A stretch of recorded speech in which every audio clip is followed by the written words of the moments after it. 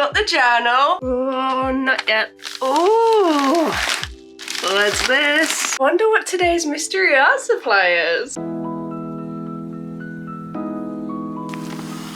I got this package from Artex and I kind of know what's in it. Oh, it's packaged very well. Ooh. What do we have? And this. First up, we've got some more acrylic markers. I absolutely love their acrylic markers. I've got the Simtap ones and the ones that don't need to be activated. I don't know if these have a name, but they are the bullet nib ones, I believe. I love that their packaging is always pink and purple because how perfect is this for my theme? Oh, okay, we got some spare little tips, which is always handy. Have a look. They've got a grid at the bottom so that they don't move. This is exactly what I've actually made for the Simtap one, but it doesn't work very well. Shake the marker, press the tip several times, and then you can start using. It's a nice size bullet nib. The codes are a little bit odd. They're just Q and then a load of numbers, but at least they've all got the same letter, I guess. Obviously, we're going to have to swatch these because we need to activate every pan. But before that, Artex have also sent this. Seeing as we're having a little bit of a Christmas sketchbook session, Artex asked if I would like one of these to paint. So, oh, that feels like clay. How on earth does this open? Oh, yay, alright, there we go. You can kind of see. Okay, first up, we're gonna do some swatches because, I mean, we might as well do it in order. We need to activate all the bullet nibs, so. Perfect, pop it here. I think I'm gonna stick to the order because there must be a reason why they've done it. We've got silver. I think this one will be gold. Yay. Okay, let's speed things up a little bit.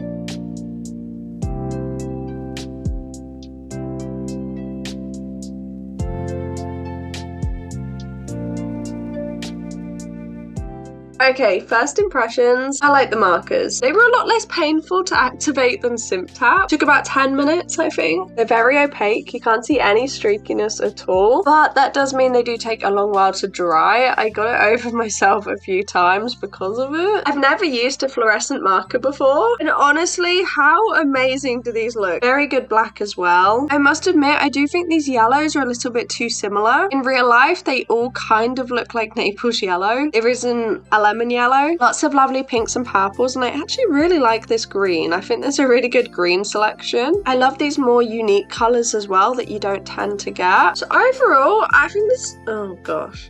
This is what I mean. So what should we do? Honestly, I kind of want to paint it pink, but I think the bullet nib might struggle to get in these little grooves. I love this orange as well. I know it's not a proper orange, but it's nice and pastel-y. Maybe I'll grab the two lighter ones. Oh, not too bad actually. I kind of want to keep the edges to make them look a bit like snow. This blue tinsel is going to be in all my Christmas videos, so I kind of wanted to go with it. I was thinking like pink, purple, blue, but that would kind of blend in with the tinsel. And this is going to be in all the videos, so it needs to look cute. Yellow on top, I guess. That's kind of what I'm thinking. Maybe I'll grab this one, which doesn't look like this color at all.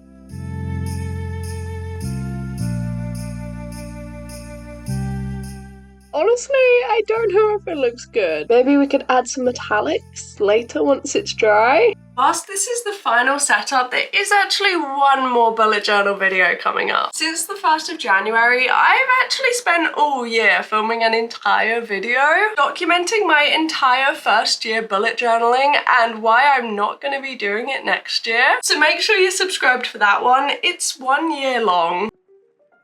But for now, we're going to move into the journal. This is the kind of crazy Christmas art we're going to make. So let's get started. Starting off with a cute cozy winter scene in a living room, and I'm grabbing this yellow because we're actually going to be filling this entire page. I tend not to create like this just because I feel like you can really get through the acrylic markers quickly. I don't know, I've not had any fully dry up yet, but I mean it can be good. It can be good to colour in the background like this every single time. The yellow is gorgeous, definitely a Naples yellow, just like all of the others. And for this cozy winter scene, we've got a couple of chairs, a rug, a fireplace, and some decorations, some stockings over the fire, just a window, some picture frames and presents. It's just a really nice, cute, cozy scene. And I've actually already painted a fireplace before. Well, I've painted a couple. A couple of years ago, I used watercolor and painted this amazing fireplace. I was so happy with how it turned out in my Etcher sketchbook.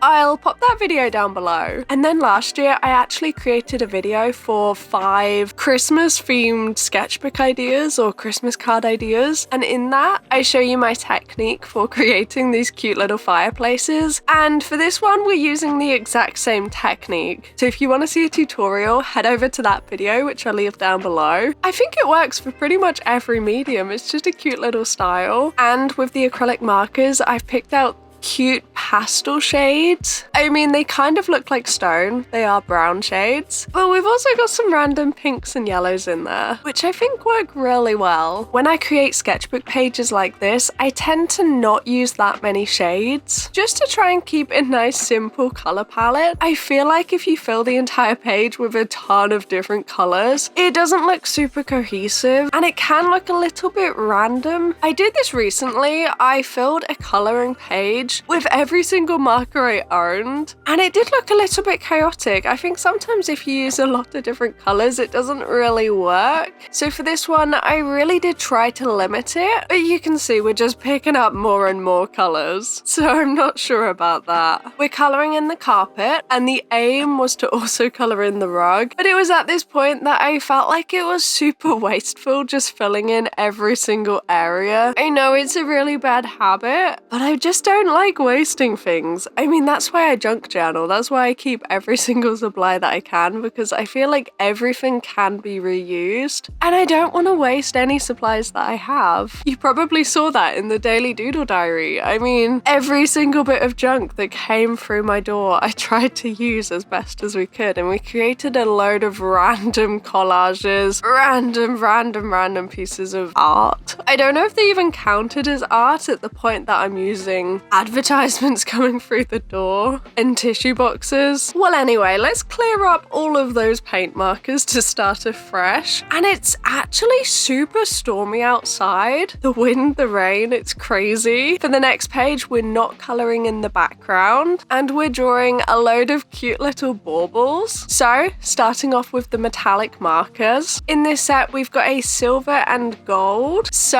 I tried to use them equally, but it didn't really work. They mostly ended up gold. This was a lot of fun to do, and we're going to be filling the middle of every single one with cute little cozy Christmas things. Whatever random stuff I can think of. First up, I tried to do a cute simple kind of landscape. Then we've got a plant with simple line art, and we're gradually getting a little bit more complicated as it goes on. Next up, I'm reaching for a brown shade to attempt to draw a pine cone. I've never drawn a pine cone before. This was incredibly difficult and I don't think it looks like one in the slightest. I don't know. I mean, maybe you should try to draw one just to see how hard it is. They don't make any sense. Obviously, we need a Christmas tree. So again, we're doing a loose, simple line art style with a little bit of fluorescent yellow for very bright highlights. We've also got a wreath and a present. The wreath was actually one of my tutorials from last year too, so I just followed the exact same style, which is a lot of fun. But last time I did it in watercolor, so this one was different. A cute little stocking, candy cane, and some holly. All super Christmassy. And now I'm going in and adding some stars to the background. Whilst the metallics were out, I also added a little bit of decoration to this tree. What do you think? Is it looking cute now? Does the metallic help? The aim is that the white kind of looks like snow. I hope that comes across. Back to the page. Since this is technically a bullet journal, we need a calendar for the month. So I'm quickly adding that in with a blue theme. And I've got to say, this is making the page feel very cold, adding even more stars to the background. Because for me, a page isn't complete until it's entirely full of stars and random decorations like dots.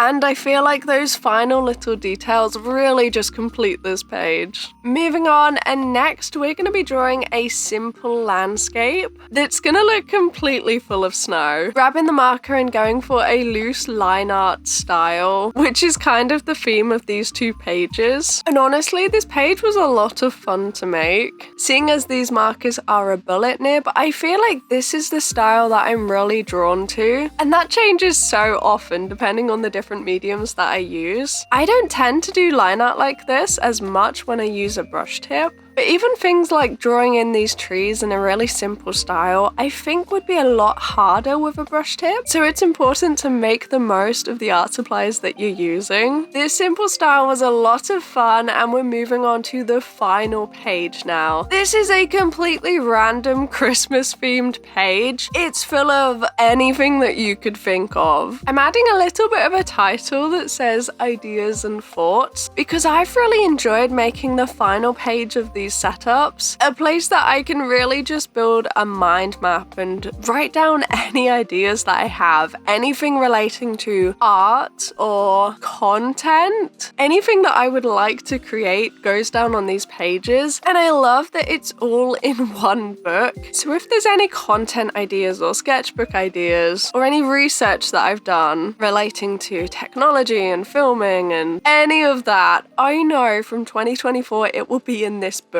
And I don't really know how I'm gonna do that next year, because next year I've actually got a Hobonichi, my very first one. I picked out the Hobonichi cousin and we're gonna be combining it. Next year, the Daily Doodle Diary is gonna be this Hobonichi, but we've also got a calendar in the front. We've got monthly and weekly spreads, so it's gonna be a combination of the Daily Doodle Diary and the bullet journal all in one place. It's gonna be very chaotic, it's gonna be very fun, and it's probably going to be very big by the end of next year. But that's going to be a lot of fun. And yes, we're still doing the Daily Doodle Diary next year. And we are still going to be journaling to an extent. It's just going to be in the planner instead. So this crazy page is now complete. It has everything and it has ribbons as the background. So let's have a final flip through. I think the first page is my favorite, but I love the loose line art style as well. Let me know down below